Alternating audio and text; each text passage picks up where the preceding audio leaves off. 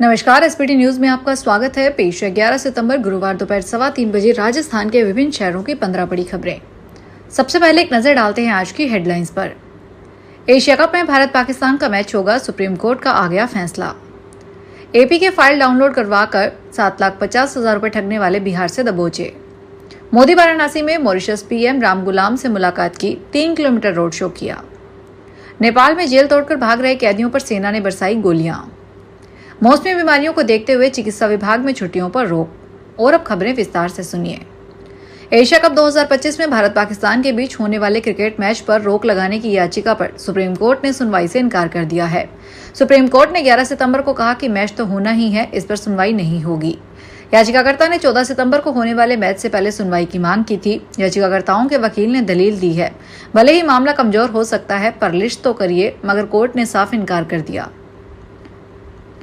Jaipur police commissionerate की cyber थाना police ने एपी की फाइल डाउनलोड करवाकर 7.5 लाख रुपए की ठगी करने वाली गैंग के 2 बदमाशों को सिवान बिहार से पीछा कर दबोच लिया।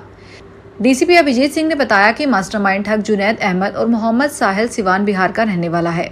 आरोपी सोशल मीडिया के माध्यम से एपी के फाइल भेजकर उसे ओपन करने के साथ ही फोन का एक्सेस लेकर बैंक खातों से रुपए अन्य खातों में ट्रांसफर कर देते हैं। वाराणसी में रोड शो करते हुए पीएम मोदी होटल ताज पहुंचे। वहां पीएम मोदी ने वाराणसी में मॉरिशस के पीएम नवीन चंद्र राम गुलाम से मुलाकात की।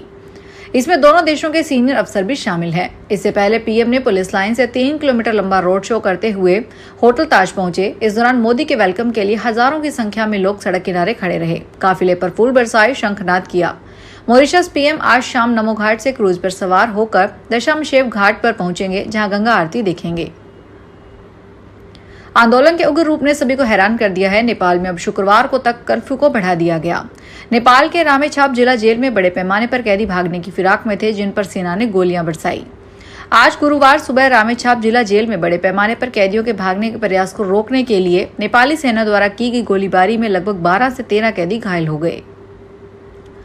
मौसमी बीमारियों को देखते हुए राजस्थान चिकित्सा विभाग में छुट्टियों पर रोक लगा दी गई है। सभी अधिकारी कर्मचारियों के स्थानीय स्तर पर अवकाश स्वीकृति पर रोक लगी है। निदेशक जन स्वास्थ्य डॉक्टर रवि प्रकाश शर्मा ने सभी संयुक्त निदेशक, सीएमएच और पीएमओ को पत्र भेजकर मुख्यालय नहीं छोड़ने के निर्देश दिए हैं। पत्र में कहा गया है कि तेज बरसात के बाद कई जिलों में आशंका देखी जा रही है। मलेरिया, चिकनगुनिया, डेंगू समेत अन्य मौसमी बीमारियां फैलने की आशंका है। ऐसे में उन्होंने किसी भी अधिकारी कर्मचारियों के अवकाश स्वीकृति पर रोक लगाई है। सीकर के खाटू श्याम जी में चेन स्नैचिंग की वारदातें थमने का नाम नहीं ले रही। तिलक लगाने वाली महिलाओं के गिरोह ने बिहार से अपने पति के साथ दर्शन करने आई महिला की चैन तोड़ ली। घटना के बाद महिला की तबीयत भी खराब हो गई। अब उन्होंने पुलिस में मामला दर्ज करवाया है। इस संबंध में खाटू श्याम जी पुलिस थाने में दरभंगा बिहार निवासी विजय कुमार ने रिपोर्ट देकर बताया कि मंदिर से निकलने के बाद वे कुंड वाले रास्ते की तरफ मुड़े। इसी दौरान वहां 4-5 महिलाएं एक गिरोह बनाकर आई, जो चंदन का तिलक लगाने का काम करती है। उन्होंने विजय की पत्नी के गले से 4-4 तोले सोने की चैन तोड़ ली। दिल्ली से आई इनकम टैक्स डिपार्टमेंट की टीम ने आज गुरुवार को रोहतक के गीतांजलि एन्क्लेव में रहने वाले कबाड़ी के घर पर रेड की। कबाड़ी पर जीएसटी ने गड़बड़ी करने का आरोप लगाया है। इस मामले में वह 9 महीने जेल भी होकर आया है। कबाड़ी की पहचान विशाल उर्फ बबलू के रूप में हुई है। वह मूल रूप से विशालगढ़ी मोहल्ले का रहने वाला है, लेकिन करीब 1.5 साल पहले उसने गीतांजलि एन्क्लेव में घर बनाया है। इनकम टैक्स की टीम ने इसी घर पर रेड की है।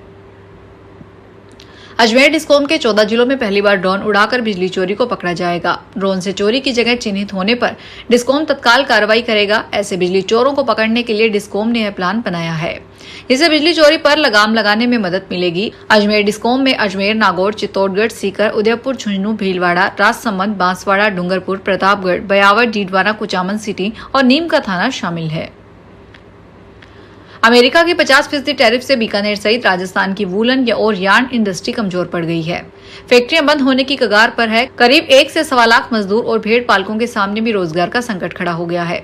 कारोबारियों का कहना है कि टैरिफ के कारण राजस्थान में 1200 करोड़ की इंडस्ट्री का आकार घटना शुरू हो गया है।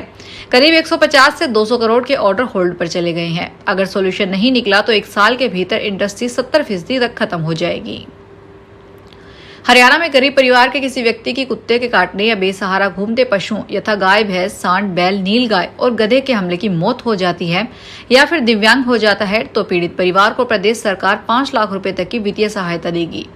कुत्तों द्वारा एक बार काटे जाने पर न्यूनतम 10,000 रुपए और उसके दांत से त्वचा कटने की स्थिति में न्यूनतम 20,000 रुपए अनिवार्य रूप से दिए जाएंगे। अजमेर के अलवर गेट थाना क्षेत्र में बुजुर्ग से ठगी का मामला सामने आया है। ठगों ने पीड़ित के एटीएम कार्ड से विभिन्न ट्रांजैक्शन के जरिए करीब 60,000 रुपए विड्रॉल कर लिए। बुजुर्ग को मैसेज आने पर उसने तुरंत अपने कार्ड को ब्लॉक करवा दिया। पीड़ित की शिकायत पर अलवर गेट थाना पुलिस ने मुकदमा दर्ज करके जांच शुरू कर दी है। पीड़ित ने पुलिस को बताया कि उसने काफी मशक्कत की लेकिन एटीएम कार्ड बाहर नहीं आया। गेट पर लगे कागज पर गार्ड का नंबर लिखा हुआ था, जिसे भी कॉल किया तो उसने बातों में उलझाकर वहां से भेज दिया। अलवर के सदर थाना क्षेत्र में बुर्जामेड़ी गांव में बीती रात अज्ञात चोरों ने एक मोहल्ले में 2 घरों को निशाना बनाया।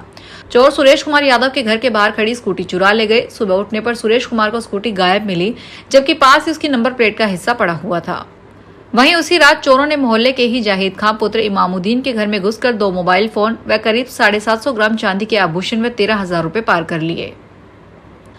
एसओजी ने सरकारी भर्ती परीक्षा में गड़बड़ी करने वाले गिरोह पर बड़ी कार्रवाई की है। महिला अधिकारिता विभाग में सुपरवाइजर पद पर कार्यरत मंजू कुमार बिश्नोई को गिरफ्तार किया गया है। मंजू पर आरोप है कि उसने सुपरवाइजर भर्ती परीक्षा 2018 में ब्लूटूथ डिवाइस का इस्तेमाल कर नकल करके चयन का हासिल किया था। मंजू कुमारी मुक्ता प्रसाद नगर सेक्टर 5 की रहने वाली है और वर्तमान में बज्जू स्थित महिला अधिकारिता विभाग में सुपरवाइजर के पद पर तैनात थी। सीकर के अजीतगढ़ में जामननाड़ी के पास एग्रोबायोटिक शराब फैक्ट्री की ओर से कचरा डालने से ग्रामीणों में आक्रोश है। ग्रामीणों और स्कूली बच्चे आज सुबह इकट्ठा हुए और प्रशासन से कचरा हटाने की मांग की। ग्रामीणों ने चेतावनी दी है कि अगर तत्काल कार्रवाई नहीं हुई तो धरना और सड़क जाम किया जाएगा। ग्रामीणों ने कहा, यह गैर कानूनी कचरा पर्यावरण और स्थानीय लोगों के स्वास्थ्य के लिए गंभीर खतरा बन चुका है। भगोड़े हीरा कारोबारी मेहुल चौकसी को बेल्जियम से भारत प्रत्यर्पण की कार्यवाही 15 सितंबर को शुरू होगी। ये जानकारी न्यूज एजेंसी ने दी है। चौकसी पर पंजाब नेशनल बैंक के साथ 13,850 करोड़ की धोखाधड़ी करने का आरोप है। मामले की सुनवाई बेल्जियम के फेडरल कोर्ट में होगी। इसमें भारत की ओर से सीबीआई और विदेश मंत्रालय के वकील अपना पक्ष रखेंगे। 8 सितंबर को भारत ने बेल्जियम को लिखित गारंटी दी है। फिलहाल इस बुलेटिन में इतना ही, फिर हाजिर होंगे बड़ी खबरों के साथ। अगर आप भी अपने आसपास की छोटी बड़ी और महत्वपूर्ण खबरों से अपडेट रहना चाहते हैं तो सब्सक्राइब कीजिए हमारे चैनल एसपीटी न्यूज को और प्रेस कीजिए बेल आइकन पर।